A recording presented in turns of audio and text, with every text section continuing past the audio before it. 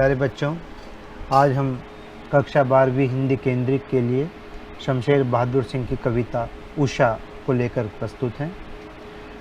उषा कविता के कवि शमशेर बहादुर सिंह का जन्म 13 जनवरी सन 1911 में देहरादून में हुआ।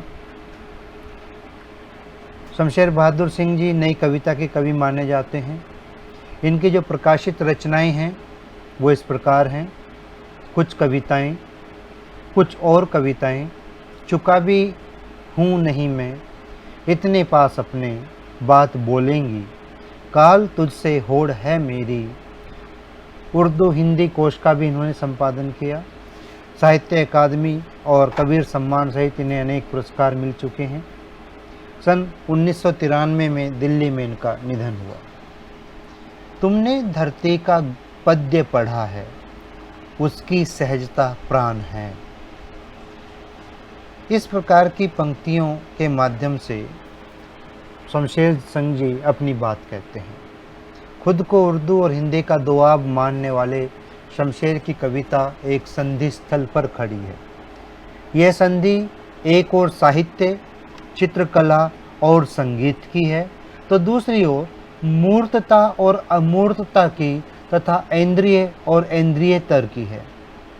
विचारों के स्तर पर प्रगतिशील और शिल्प के स्तर पर प्रयोगधर्मी कवि शमशेर की पहचान एक बिंबधर्मी कवि के रूप में है। उनकी यह बिंबधर्मिता शब्दों से रंग, रेखा, स्वर और कूची की अद्भुत कशीदाकारी का मादा रखती है। उनका चित्रकार मन कलाओं के बीच की दूरी को न केवल पाटता है बल्कि भाषातीत हो जाना चाहता है। उनकी मूल चिंता माध्यम का उपयोग करते हुए बंधन से परे जाने की है। वो कहते हैं, ओ माध्यम क्षमा करना, मैं तुम्हारे पार जाना चाहता हूँ। कथा और शिल्प दोनों ही स्तरों पर उनकी कविता का मिजाज अलग है। उर्दू शायरी के प्रभाव से संज्ञा और विशेषण से अधिक बल सर्वनामों, क्रियाओं, अवयवों और मुहावरों पर दिया गया है। उन्होंने खुद भी कुछ अच्छे शेर कहे हैं। सचेत इंद्रियों का यह कवि जब प्रेम, पीड़ा, संघर्ष और सृजन को गूंथ कर कविता का महल बनाता है तो वह ठोस तो होता ही है, अनुगूंजों से भी भरा होता है। वह पाठक को न केवल पढ़े जाने के लिए आमंत्रित करती है बल्कि सुनने और देखने को भी आमंत्रित करती है। प्रयोगवादी कविता शिल्प संबंधी बहुत से प्रयोग लेकर आई। नए बिंब, नए प्रतीक, नए उपमान कविता के उपकरण बने। यहाँ तक कि पुराने उपमानों में भी नए अर्थ की चमक भरने का प्रयास प्रयोक्ता कवियों ने किया। अपना आस पड़ोस का हिस्सा कविता में बनाया गया। प्रकृति में होने वाला परिवर्तन मानवीय जीवन चित्र बनकर अभिव्यक्त हुए। प्रस्तुत कविता उषा सूर्योदय के ठीक पहले के पल पल परिवर्तित प्रकृति का शब्द चित्र है। शमशेर ऐसे बिंबधर्मी कवि हैं जिन्होंने प्रकृति की गति को शब्दों में बांधने का अद्भुत प्रयास किया। यह कविता भी इसका उदाहरण प्रस्तुत करती है। कवि भोर के आसमान का मूक दृष्टा नहीं है, वह भोर की आसमानी गति को धरती के जीवन भरे हलचल से जोड़ने वाला सृष्टा भी है। इसलिए वह सूर्योदय के साथ एक जीवंत परिवेश की कल्पना करता है जो गांव की सुबह से जुड़ता है। वहाँ सिल है, राख से लिपा हुआ चौका है और है स्लेट की कालीमा पर चाक से रंग मलते अदृश्य बच्चों के नन्हे हाथ। यह एक ऐसे दिन की शुरुआत है जहाँ रंग हैं, गति है और भविष्य की उजास है, और है हर कालीमा को चीर कर आने का एहसास कराती उषा। आइए अब कविता का पाठ पढ़ते हैं। उषा। प्रातः नभ था बहुत नीला शंख जैसे भोर का नभ, राख से लीपा हुआ चौका अभी गीला पड़ा है, बहुत काली सिल जरा से लाल केसर से कि जैसे धुल गई हो, सलेट पर या लाल खड़िया चाक मल दी हो किसी ने, नील जल में या किसी की गौर झिलमिल देह जैसे हिल रही हो, और जादू टूटता है इस उषा का अब सूर्योदय हो रहा है। कवि इस कविता के माध्यम से सूर्योदय से ठीक पहले का चित्रण करता है। सूर्योदय के समय प्रकृति में किस प्रकार के परिवर्तन होते हैं, रात्रि के पश्चात जब भोर की ओर हम चल रहे होते हैं, प्रकृति भोर की ओर जा रही होती है, तो किस प्रकार का वातावरण है वो इस कविता में आप देखिए। प्रातः नभ था बहुत नीला शंख जैसे, यानी प्रातः काल का जो आकाश था वो शंख के समान नीला था। जो भोर का नभ था वो शंख के समान नीला था। प्रातःकालीन आकाश में फिर परिवर्तन होता है, और दूसरा परिवर्तन क्या होता है, वो ऐसा लगता है मानो किसी ने चौके को राख से लीप दिया हो। राख से लीपा हुआ चौका, यानी किसी ने राख से चौके को लीप दिया हो, और वो उस चौके में अभी नमी है, वो अभी गीला पड़ा है, अर्थात वो चौका अभी सूखा नहीं है। तो राख से लीपे हुए चौके को जो अभी गीला पड़ा है, अर्थात प्रकृति में प्रातःकालीन वातावरण में भी नमी है, वो नमी अभी समाप्त नहीं हुई है। फिर एक परिवर्तन प्रकृति में होता है, क्या होता है, बहुत काली सिल जरा से लाल केसर से कि जैसे धुल गई हो, कि जो रात की कालीमा है धीरे धीरे लालिमा में परिवर्तित हो रही है, और आकाश कहीं काला और कहीं लाल दिखाई देता है। ऐसा लगता है मानो किसी काली सिल पर किसी ने लाल केसर डाल करके उसे धो दिया हो। एक और परिवर्तन हमें आकाश में दिखाई देता है, सलेट पर या लाल खड़िया चाक मल दी हो किसी ने, कि काली सलेट पर किसी ने कहीं मानो लाल मिट्टी मल दी हो। एक और परिवर्तन हमें मिल रहा है प्रकृति में, नील जल में या किसी की गौर झिलमिल देह जैसे हिल रही हो। नीले जल में सूर्य का जो प्रतिबिंब है वो ऐसा लग रहा है मानो कोई गौर वर्ण युवती की जो देह है वो हिल रही हो। झरनों के निकलता हुआ सरिता का जल जो है उसमें सूर्य का प्रतिबिंब दिखाई देता है, और सूर्य का जो प्रतिबिंब है, क्योंकि सूर्य अभी पूरी तरह से निकल नहीं पाया है, तो ऐसा लगता है मानो नीले जल में कोई गौरवन युवती झिलमिला रही हो, मिल रही हो। और अब सूर्योदय हो जाता है, तो सूर्योदय के हो जाने के बाद उषा का जो है जादू अब टूट जाता है। तो ये थी उषा कविता। अब आइए इसको प्रतिपाद्य देखते हैं। प्रस्तुत कविता उषा में कवि शमशेर बहादुर सिंह ने सूर्योदय से ठीक पहले के पल पल परिवर्तित होने वाले प्रकृति के शब्द चित्रों को उकेरा है। कवि ने प्रकृति की गति को शब्दों में बांधने का अद्भुत प्रयास किया है। कवि भोर की आसमानी गति धरती के हलचल भरे जीवन से तुलना करता है, इसलिए वह भोर के साथ एक जीवंत परिवेश की परिकल्पना करता है जो भोर गांव की सुबह से जुड़ता है। वहाँ सिल है, राख से लिपा चौका है, सलेट की कालीमा पर चाक से रंग मलते अदृश्य बच्चों के नन्हे हाथ हैं। कवि ने नए बिंब, नए उपमा, नए प्रतीकों का प्रयोग किया है। कवि कहता है सूर्योदय से पहले आकाश का रंग गहरे नीले रंग का होता है, वह सफ़ेद शंख सा दिखाई देता है। आकाश का रंग ऐसा लगता है मानो किसी गृहिणी ने राख से लिपा चौका लीप दिया हो। सूर्य के ऊपर उठने पर लाली फैलती है, तो ऐसा लगता है जैसे काली सिल को किसी ने धो दिया हो या उस पर लाल खड़िया मिट्टी मल दिया हो। नीले आकाश में सूर्य ऐसा लगता है मानो नीले जल में गोरी युवती का शरीर झिलमिला रहा है। सूर्योदय होते ही उषा का ये जादुई प्रभाव समाप्त हो जाता है। आइए अब इसकी व्याख्या देखते हैं। प्रातः नभ था बहुत नीला शंख जैसे भोर का नभ, राख से लिपा हुआ चौका अभी गीला पड़ा है। यहाँ भोर मीन्स प्रातः, नभ आकाश, चौका रसोई बनाने का स्थान जहाँ खाना बनाते हैं गाँव में। कवि बताता है कि सुबह का आकाश ऐसा लगता है मानो नीला शंख हो। दूसरे शब्दों में इस समय आसमान शंख के समान गहरा नीला लगता है। वह पवित्र दिखाई देता है क्योंकि शंख का संबंध सीधे सीधे पवित्रता से है, पूजा से है।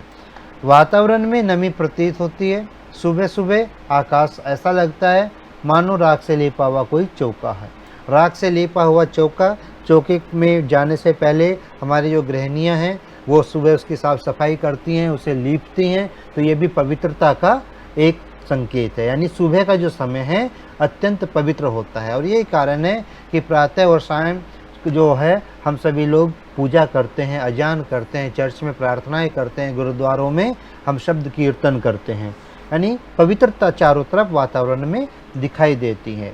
तो इस प्रकार भी सुबह के वातावरण को पवित्र वातावरण बताने का कवि प्रयास कर रहा है।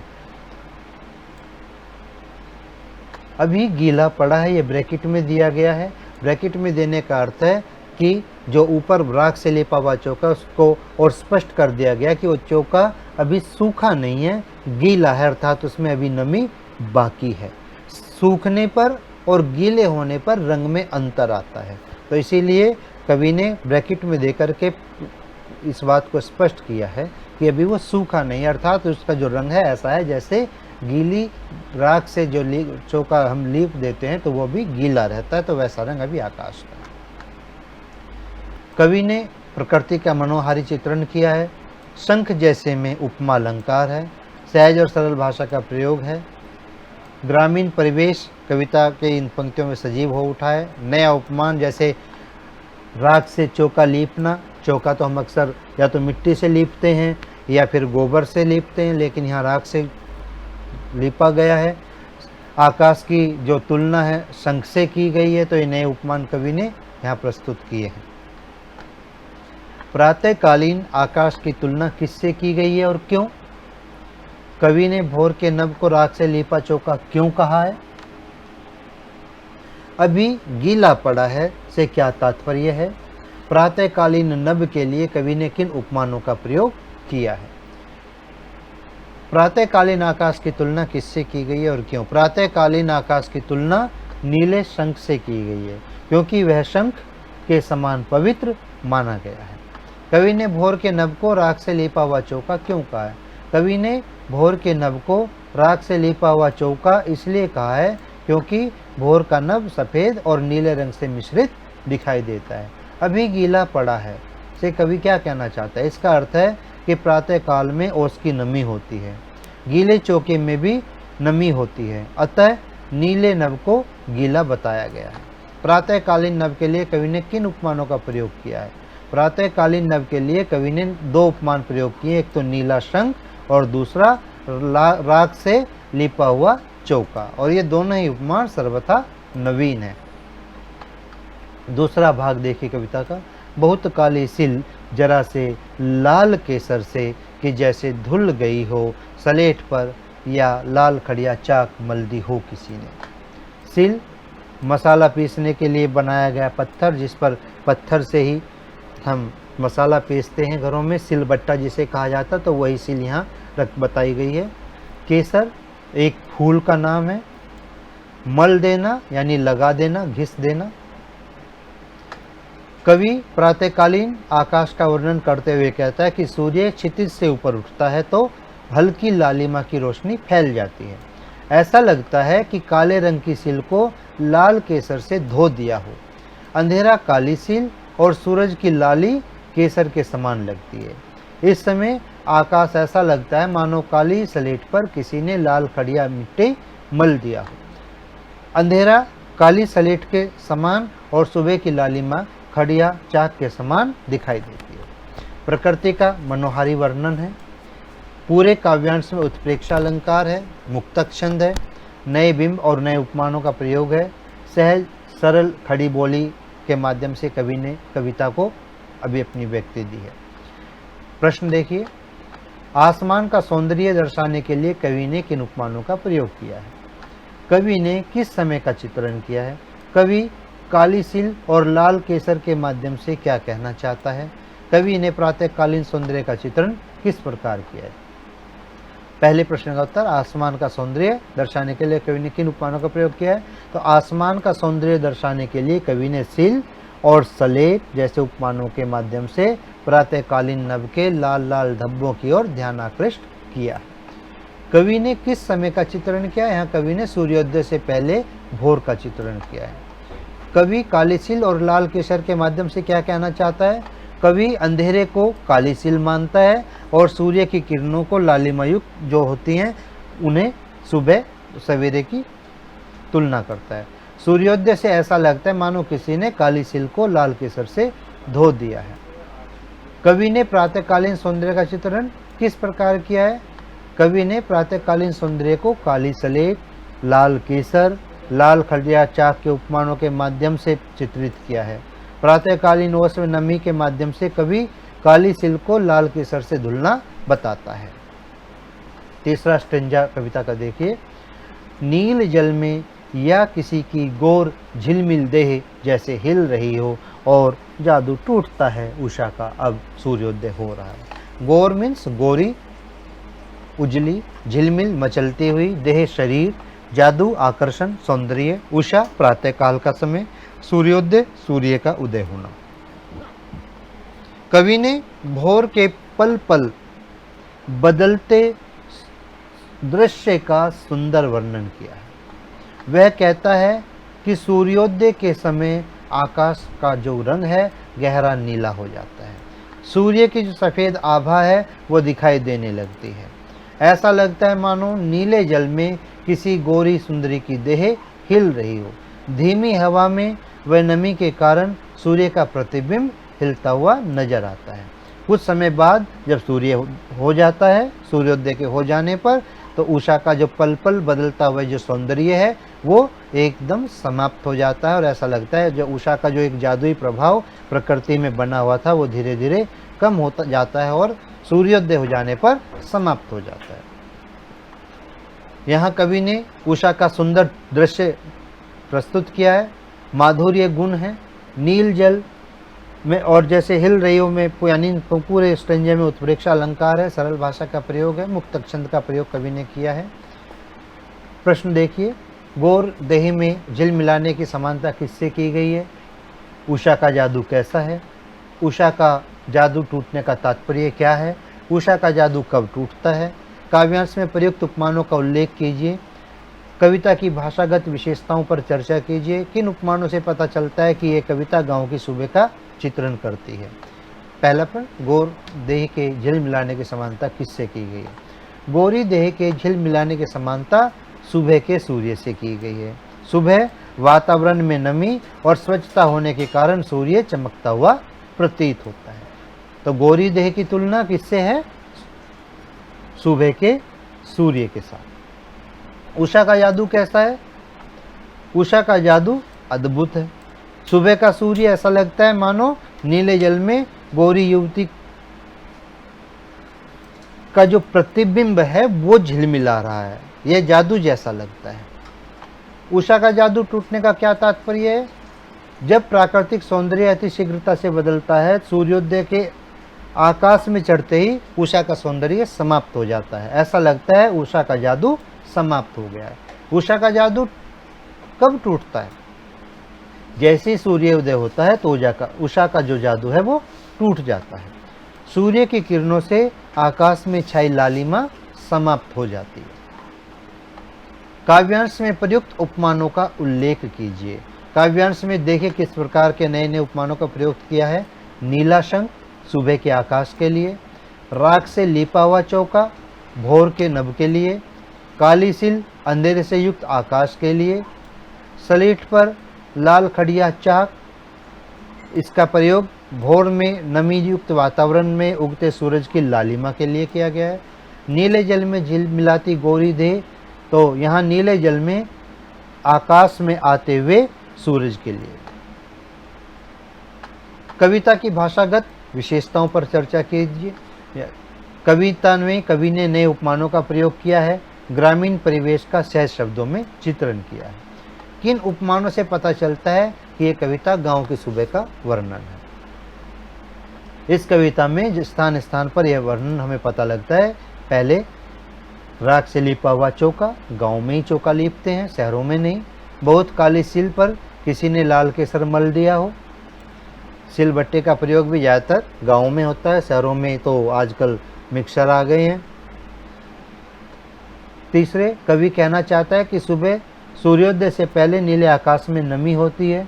स्वच्छ वातावरण के कारण सूर्य अत्यंत सुंदर दिखाई देता है। ऐसा लगता है नीले जल में गोरी युवती की देह झिलमिला रही है। गांव में सारा दृश्य हमें दिखाई देता है, शहरों में ऐसा संभव नहीं, क्योंकि शहरों में तो कंक्रीट का जंगल ही दिखाई देता है। आइए हम पाठ्य पुस्तक के प्रश्नों पर विचार करते हैं।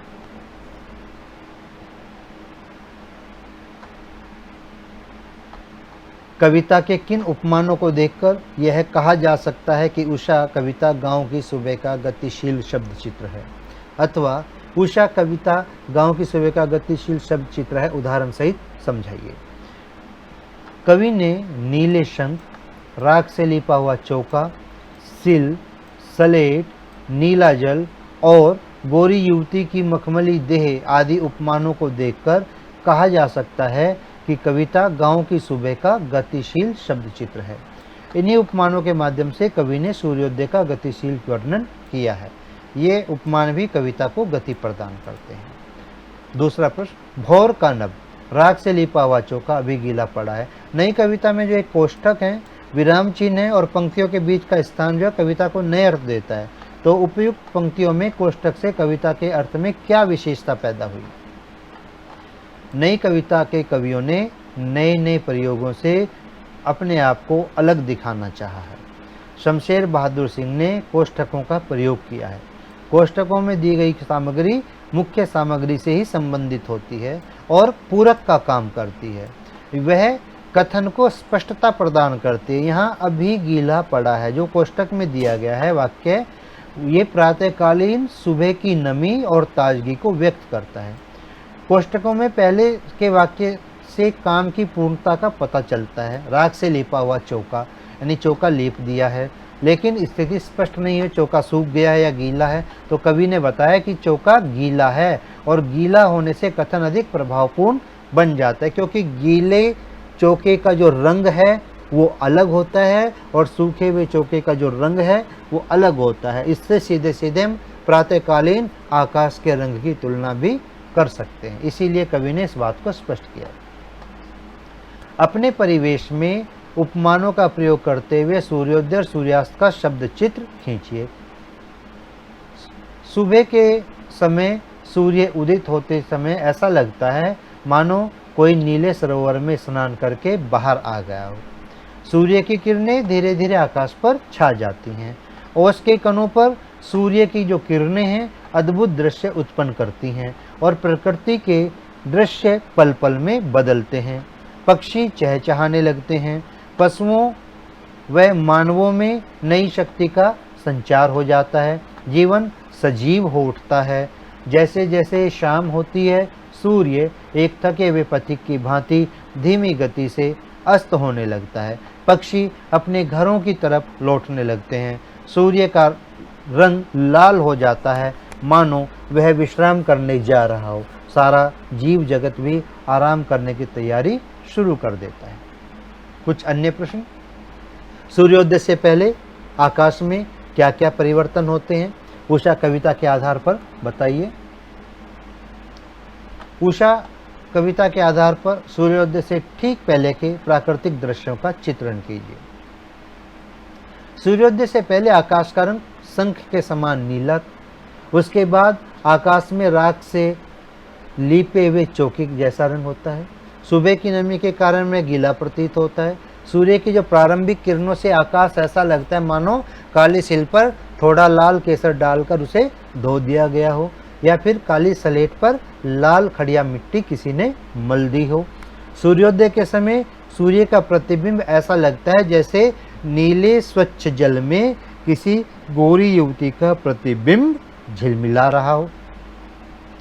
उषा कविता के आधार पर उषा के जादू को स्पष्ट कीजिए जो सूर्योदय के साथ टूट जाता है।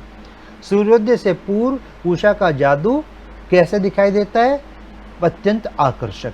भोर के समय सूर्य की किरणें जादू के समान लगती हैं। उस समय आकाश का सौंदर्य क्षण क्षण परिवर्तित होता रहता है। यह उषा का जादू है। नीले आकाश का शंख जैसा पवित्र होना, काली सिल पर केसर डालकर धोना, काली स्लेट पर लाल खड़िया मल देना, नीले जल में गोरी नायिका का झिलमिलाता प्रतिबिंब आदि जो दृश्य हैं वो उषा के जादू के समान लगते हैं। सूर्योदय के साथ ही ये दृश्य समाप्त हो जाते हैं।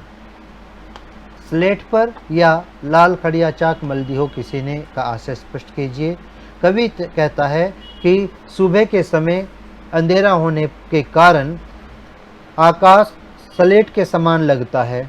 उस समय सूर्य की लालिमा युक्त किरणों से ऐसा लगता है जैसे किसी ने काली स्लेट पर लाल खड़िया मिट्टी मल दिया हो। कवि आकाश में उभरे लाल लाल धब्बों के बारे में बताना चाहता है। भोर के नभ को राख से लीपा गीला चौका की संज्ञा दी गई है। क्यों? कवि कहता है कि भोर के समय ओस के कारण आकाश में नमी होती है और धुंधला होता है। राख से लिपा हुआ चौका भी मटमेले रंग का होता है। दोनों का रंग लगभग एक जैसा होने के कारण कवि ने भोर के नभ को राख से लिपा गीला चौके की संज्ञा दी है। दूसरे चौके को लीपे जाने से वे स्वच्छ हो जाता है। इस तरह भोर के नभ की जो स्थिति है वो पवित्रता की स्थिति भी यहाँ पर कवि ने स्पष्ट कर दी है। उषा कविता में प्रातःकालीन आकाश की पवित्रता, निर्मलता व उज्ज्वलता से संबंधित पंक्तियों को बताइए। पवित्रता से संबंधित पंक्तियाँ राख से लीपा हुआ चौका, निर्मलता से संबंधित पंक्तियाँ बहुत काली सिल जरा से लाल केसर से कि जैसे धुल गई हो, उज्ज्वलता नीले जल में या किसी की गोर झिलमिल देह जैसे हिल रही हो। सिल और स्लेट का उदाहरण देकर कवि ने आकाश के रंग के बारे में क्या कहा है? सिल और स्लेट के रंग की समानता आकाश के रंग से की है। भोर के समय आकाश का रंग गहरा नीला होता है और उसमें थोड़ी थोड़ी सूर्योदय की लालिमा भी मिली हुई होती है। उषा कविता में भोर के नभ की तुलना किस से की गई है और क्यों? उषा कविता में भोर के नभ की तुलना राख से लिपे हुए चौके से की गई है। इस समय आकाश नम होता है, धुंधला होता है और राख से लिपे हुए चौके का रंग भी मटमीला होता है। इस प्रकार चूल्हा चौका सूख कर साफ हो जाता है, उसी प्रकार कुछ देर बाद आकाश भी स्वच्छ और निर्मल हो जाता है। कोष्टकों के प्रयोग से कविता में क्या विशेषता आ गई है? कोष्टकों का प्रयोग कवि ने किया है। कोष्टक अतिरिक्त जानकारी प्रदान करते हैं। जैसे कविता में कोष्टक में दी गई जानकारी अभी गीला पड़ा है से आसमान की नमी व ताजगी की जानकारी मिलती है। काव्यांश में आए किन्हीं दो अलंकारों का नामोल्लेख करते हुए उनसे उत्पन्न सौंदर्य को स्पष्ट कीजिए। काव्यांश में शंख जैसे में उपमा और बहुत काली सिल जैसे मानो धुल गई हो में उत्प्रेक्षा अलंकार है। इनसे आकाश की पवित्रता व प्रातः काल के समय का मट्यालापन प्रकट होता है। उपयुक्त कविता में आए किस दृश्य बिंब से आप सबसे अधिक प्रभावित हुए हैं और क्यों? इस काव्यांश में हम नील जल में गौर देह के झिलमिलाने के बिंब से सबसे अधिक प्रभावित हुए हैं। सुबह आकाश स्वच्छ होता है, नमी के कारण दृश्य हिलते प्रतीत होते हैं। श्वेत सूर्य का बिंब आकाश में सुंदर प्रतीत होता है। अब ये कुछ प्रश्न हैं जिन्हें आप स्वयं करेंगे। उषा कविता में कवि ने आसमान के लिए सर्वथा नवीन उपमानों का प्रयोग किया है। कविता के आधार पर स्पष्ट कीजिए। कवि ने प्रातःकालीन प्रकृति का मनोहारी चित्रण किया है। पाठ के आधार पर उदाहरण सहित उत्तर लिखिए। उषा के टूटते जादू का वर्णन अपने शब्दों में कीजिए, अथवा जादू टूटता है इस उषा का अब। उषा का जादू क्या है, वह कैसे टूटता है? और निम्नलिखित काव्यांश के आधार पर पूछे गए प्रश्नों का उत्तर दीजिए। नील जल में या किसी की गौर झिलमिल देह जैसे हिल रही हो और जादू टूटता है इस उषा का अब सूर्योदय हो रहा है। उषा का जादू किस तरह टूट रहा है? भाव सौंदर्य स्पष्ट कीजिए और कविता का शिल्प सौंदर्य स्पष्ट कीजिए। आप इन प्रश्नों का स्क्रीनशॉट ले लीजिए और इन प्रश्नों को खुद हल कीजिए। तो प्यारे बच्चों, ये थी 12वीं कक्षा की शमशेर बहादुर सिंह की कविता उषा। आपको अगर किसी भी प्रकार की कहीं भी इस कविता में कठिनाई है तो आप हमें कमेंट के माध्यम से बता सकते हैं। हम अगली वीडियो में आपकी जिज्ञासाओं को, आपके प्रश्नों का हल भी जरूर उपलब्ध कराएंगे।